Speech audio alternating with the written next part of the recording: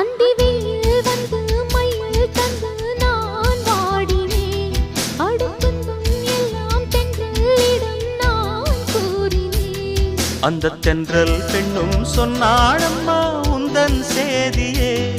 அவள் சொன்ன பின்பு மின்னல் போல வந்தேன் தேடியே. என்னை நீ தொட்டவுடன் என்னவோ பொன்னுதையா. முற்றுகை இட்டவுடன் சிற்றிடை தின்னுதையா. வெட்கம் விடுமோ அச்சம் விடுமோ தக்க துணைதான்